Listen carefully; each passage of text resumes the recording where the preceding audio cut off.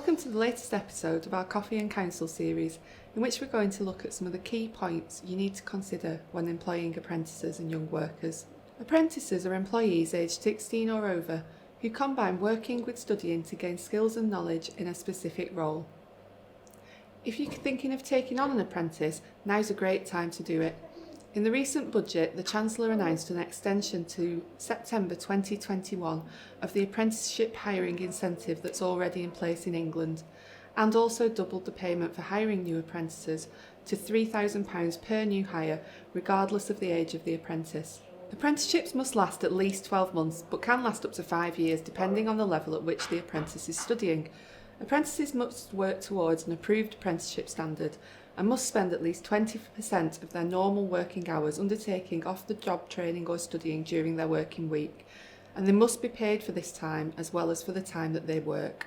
They are entitled to be employed on terms and conditions similar to other employees working at similar grades or in similar roles, such as paid holiday, sick pay, any benefits offered, and where they're eligible, pension contributions. There are, however, separate national minimum wage brackets which are applicable, and I'll come on to these shortly. It's a statutory requirement that you enter into an apprenticeship agreement with an apprentice, and you must also make a commitment statement with the apprentice and the training provider. It's important to note that an apprenticeship agreement is a completely separate document to the contractual arrangement that is in place with an apprentice's training provider, and the employee has the right to receive the apprenticeship agreement no later than the first day of their employment with you. Your organisation's standard employment contract will not be a suitable substitute for an apprenticeship agreement, as there are additional terms which must be included in order to ensure that it is compliant with the statutory regime. Having an apprenticeship agreement in place is really important for your business, not only to ensure that you comply with your legal obligations towards the apprentice, but also because crucially it will give you the option to terminate the apprentice's employment where conduct or performance issues arise.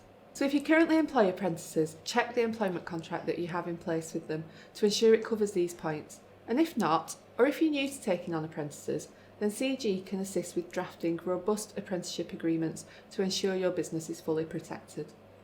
Another important point to note if you're employing apprentices is to make sure they are paid the national minimum wage rate applicable to them. Since the 1st of April 2021, all apprentices aged 16 to 18 must be paid at least £4.30 per hour, and all apprentices aged 19 or over must also be paid at least £4.30 per hour in their first year of their apprenticeship. However, once apprentices aged 19 or over have completed the first year of their apprenticeship, they are entitled to receive the national minimum wage or the national living wage applicable to their age. This could represent quite a big jump in the hourly rate that you are obliged to pay them. For example, if the apprentice was 23 in their second year of the apprenticeship, then they would be entitled to receive £8.91 per hour. So if you currently employ apprentices aged over 19, we would recommend that you check they are receiving the correct national minimum wage or living wage rate. Apprentices and any other young workers who are under 18 will also be entitled to greater rest periods between working time and also more frequent rest breaks.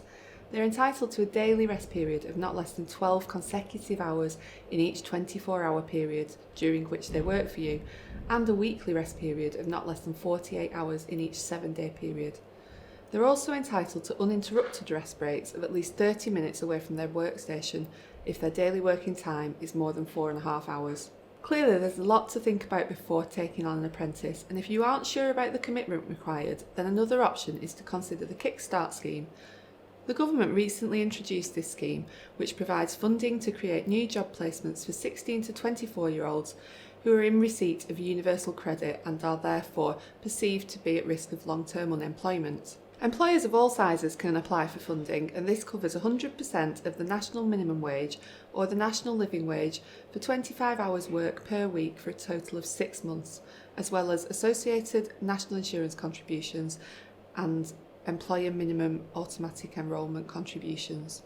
Employers can spread the start date of the job placements up until the end of December 2021, and this could be a useful way to take the first step towards employing young people with a view to taking them on as apprentices or permanent employees in the future.